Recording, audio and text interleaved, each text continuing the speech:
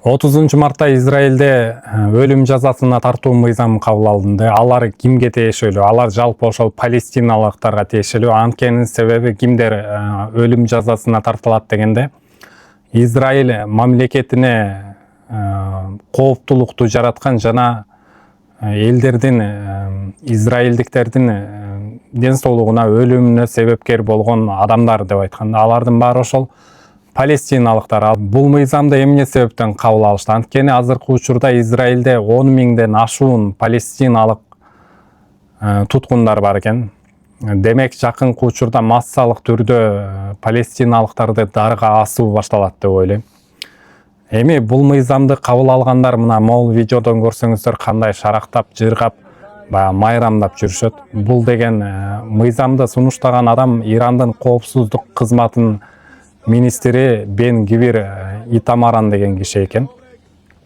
Ушул мыйзамды алып чыгып, добуш берүүгө койгондо 62 добуш 48 добушка үстөмдүк кылып утуп алышыптыр. Эми жакында жыйынтыгын көрөбүз.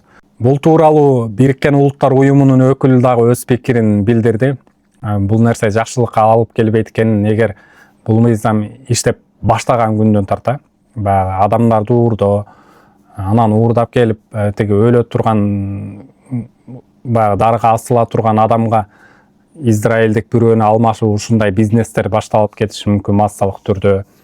Кыскасы, дүйнөдө хаос башаламан болот. Ошол үчүн бул мыйзамды кабыл алган туура эмес болуп калды деп айтты. Эми Бириккен Улуттар Уюму Израилге карата эч кандай чара деле көрө элек, колдоно элек.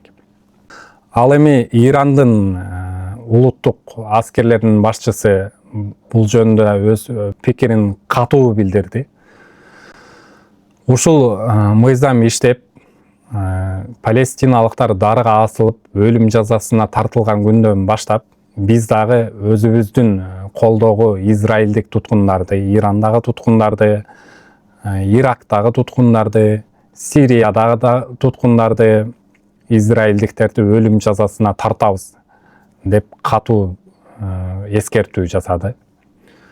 Алдыңкы күндөрдө дагы кандай жаңылыктар болот, кандай чуулгандуу окуялар болот, көрө жатарбыз.